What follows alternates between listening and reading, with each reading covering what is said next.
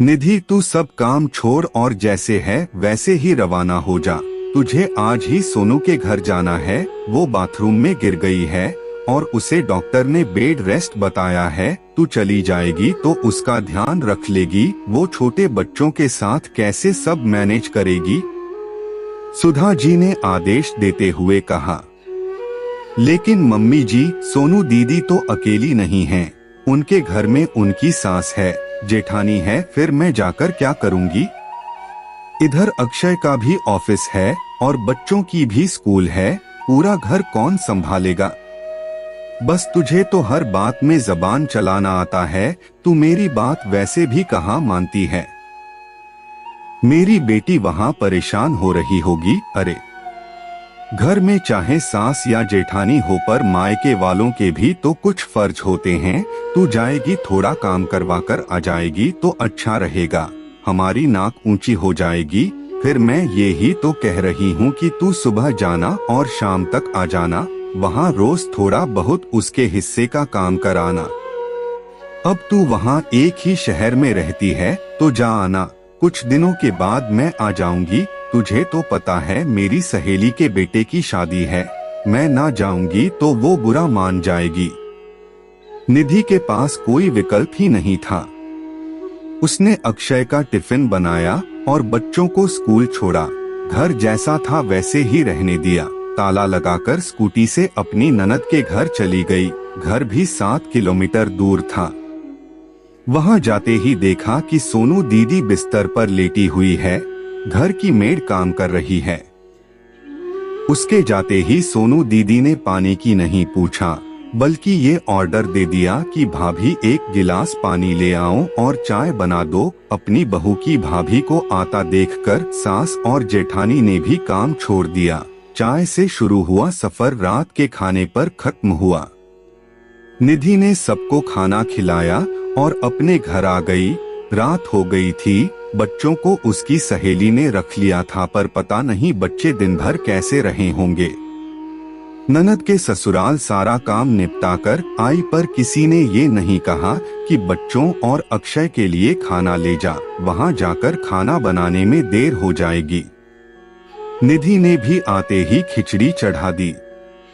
अब तो रोज सुबह होते ही सासू माँ फोन कर देती और निधि को सोनू दीदी के घर जाना ही पड़ता। सोनू दीदी भी बिस्तर पर लेटे लेटे रोज ससुराल वालों के लिए नए पकवान बनाने को कहती।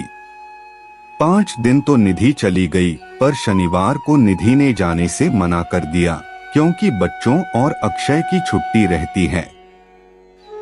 हाँ तो अच्छा है, जो छुट्टी रहती है तो तू खाना बनाकर रख जा। देख बहू, हम लड़की वाले हैं और सोनू के ससुराल जाकर उसके हिस्से का काम करना अब तेरी जिम्मेदारी है। मैं सहेली के बेटे की शादी होते ही आती हूँ। अक्षय, मैं थक गई हूँ। उस दिन निधि बिफर गई। भला ये कौन सा तरीका है? मेरा भी घर है, बच्चे हैं। यहाँ का भी काम करूँ और वहाँ का भी करूँ। कभी जाकर हालचाल पूछ लिया, वो अलग बात है, पर रोज जाना मुझे अच्छा नहीं लगता है। मैं बच्चों और घर का ध्यान नहीं रख पा रही हूँ। सोनू दीदी के तो घर में सास और जेठानी भी है। घर के काम के लिए नौकरानी भी है। फिर भी मेरा जाना जरूरी है क्या? अक्षय क्या बोलता? शुरू से सुधा जी के आगे उसकी बोलने की हिम्मत नहीं हुई। तुम 2 दिन और संभाल लो, फिर सोमवार को तो मम्मी आ ही रही है। निधि चुप हो गई और मन मार के वो 2 दिन और चली गई। सोमवार को सुबह ही सुधा जी आ गई और सीधे अपनी बेटी के ससुराल चली गई। वहीं से 1 घंटे बाद फोन आ गया कि निधि, बच्चों का कमरा थोड़ा मैनेज कर लेना, मैं सोनू को वहीं लेकर आ रही हूँ। ये सुनते ही निधि चौंक गई। आखिर वो सोनू दीदी को यहाँ क्यों ला रही है? उसके बच्चों की परीक्षाएं पास आ रही है। उसने अक्षय को फोन किया, पर तब तक सुधा जी सोनू को लेकर रवाना हो चुकी थी। घर लाकर वो अपनी बेटी की देखभाल में लग गई। अरे, मैं वहां रुकती तो अच्छा लगता क्या? बेटी का घर है। मैंने सोचा यही ले आऊं, इसकी देखभाल अच्छे से हो जाएगी। इसकी सास और जेठानी को आराम मिल जाएगा। निधि, कल से सोनू के बच्चे भी स्कूल यहीं से जाएंगे। उनका टिफिन बनाना और उन्हें स्कूल लेने छोड़ने की जिम्मेदारी तेरी है। सुधा जी ने बिना कुछ कहे फरमान सुना दिया। निधि समझ गई, मम्मी जी वहाँ रुकती तो काम करना पड़ता, इधर मैं मुफ्त की नौकरानी मिली हुई हूँ जो सब काम कर देगी। अब निधि पर दोहरी जिम्मेदारी आ गई थी। सबका खाना बनाती, बच्चों का टिफिन, दूध, नाश्ता, स्कूल लेने छोड़ने जाना और भी काफी काम रहते थे। सुधा जी और सोनू दिन भर बातें करती रहती थी और रोज खाने की नई फरमाइशें करती थी। सुधा जी पर अपनी बेटी का बड़ा ख्याल रखती थी। उसको समय पर दवाई देना और चाय नाश्ता खाना खिलाने की जिम्मेदारी सुधा जी बखूबी संभालती थी। निधि थककर चूर हो गई थी। उस पर रविवार को उसके सारे ससुराल वाले तबीयत पूछने आ जाते थे और खाना खाए बिना हिलते नहीं थे।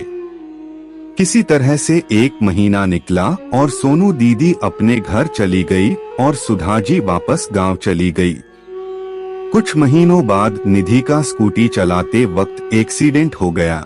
उसके पाँव में फ्रैक्चर हो गया। डॉक्टर ने उसे रेस्ट बता दिया। अब निधि के सामने परेशानी आ गई कि वो क्या करें। बच्चों की भी जिम्मेदारी थी और घर की भी जिम्मेदारी थी। सुधा जी अक्षय से सारी खैर खबर ले लेती थी, पर कभी भी उसने निधि की तबीयत नहीं पूछी। जब अक्षय ने आने की कहा तो उन्होंने मना कर दिया। मैं इतने दिन अपना घर छोड़कर वहाँ नहीं रह सकती। मम्मी, मैं सोच रहा हूँ कुछ दिनों के लिए सोनू दीदी को बुला लूं, वो घर संभाल लेंगी, निधि को आराम मिल जाएगा। अरे मेरी बेटी, तेरी पत्नी की सेवा करने क्यों आएंगी? उसके भी घर परिवार है। ऐसा कर, तू दिन भर के लिए कोई कामवाली रख ले। मम्मी, मेरी इतनी तनख्वाह नहीं है जो मैं दिन भर कामवाली रख सकूं, अक्षय ने कहा। अच्छा, तो तू बहू की माँ। अरे बहू की माँ कैसे आएगी? वो तो खुद बिस्तर पर ही रहती है। देख ले बेटा, तुझे जैसा करना है। मैं तो नहीं आ सकती हूँ, गांव में कथा चल रही है। मैं तो रोज सुनने जाती हूँ, धर्म का काम छोड़कर नहीं आ सकती हूँ। सुधा जी ने ये कहकर फोन रख दिया। अक्षय बड़ा हैरान था। उसे अपनी मम्मी और दीदी से ऐसी उम्मीद नहीं थी। जब निधि वहाँ जाकर सेवा कर सकती है तो मम्मी और दीदी यहाँ आकर कुछ दिनों के लिए क्यों नहीं रह सकती है? निधि ने कुछ नहीं कहा। उसने ऊपर के काम के लिए मेड रख ली और खाना वो और अक्षय मिलकर बना लेते थे। निधि सब्जी और फल साफ करके काट देती थी और अक्षय रोटी बना देते थे। बच्चों के लिए बस लगा ली थी। बच्चे खुद अपना काम कर लेते थे। 1.5 महीने बाद सब ठीक हो गया। निधि फिर से अपना काम करने लग गई थी। सुधा जी एक दिन मंदिर से लौट रही थी तो एक गाय ने उन्हें टक्कर मार दी, जिससे उनके हाथ में फ्रैक्चर हो गया और डॉक्टर ने उन्हें काम करने से मना कर दिया। सुधा जी ने निधि को फोन लगाया तो निधि ने फोन स्पीकर पर डाल दिया। बहू, तू अपना सामान बांध ले और गांव आजा। मुझे डॉक्टर ने 2 महीने का आराम बताया है। परेशानियां हमारे घर से जाने का नाम ही नहीं ले रही है। पहले सोनू को घेरा, फिर अब तेरी सांस पर आ गई है। ये सुनकर निधि का पारा चढ़ गया। मम्मी जी, जब मुझे आपकी जरूरत थी तब आप आई नहीं। आना तो दूर, आपने एक बार भी मेरी तबीयत नहीं पूछी और परेशानी अकेली आप और दीदी पर नहीं आई, मुझ पर भी आई थी। आप चाहती तो पापा जी को लेकर यही आ सकती थी। हमारी थोड़ी मदद हो जाती। जैसे आपने अपनी बेटी की सेवा की, वैसी चाहे मेरी ना करती, पर अपने पोते पोती और बेटे का सहारा तो बन सकती थी। बहू सबकी सेवा करें, सबके लिए खुद को खर्च करती रहें, पर जब बहू को जरूरत पड़े तो आपकी क्या कोई जिम्मेदारी नहीं बनती है? दीदी के घर में तो काफी लोग थे। आपने फिर भी मुझे वहाँ भेजा। मेरे यहाँ तो कोई नहीं था और हम दीदी जितने अमीर भी नहीं थे कि हर काम के लिए नौकरानी रख सकते थे।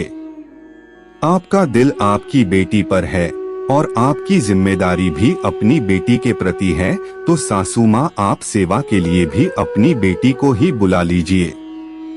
देख लें, अक्षय तेरी पत्नी को जरा भी शर्म नहीं आ रही है। अपनी सास से कैसी बातें कर रही है। क्या बहू का फर्ज नहीं है वो अपनी सास की सेवा करे। मम्मी, निधि कुछ गलत नहीं कह रही है, वो गांव नहीं आएगी। मैं कल अकेला आ रहा हूँ, आप कहें तो सोनू दीदी को साथ ले आऊं। आप उन्हें फोन करके आने को कह दो। सुधा जी की बोलती बंद हो गई, वो कुछ कह ना पाई।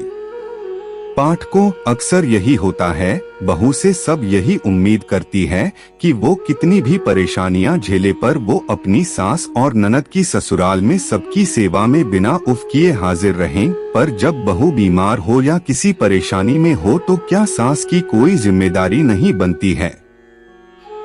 आपका इस बारे में क्या कहना है? कमेंट करके बताएं और कहानियां सुनने के लिए चैनल को सब्सक्राइब कर लें।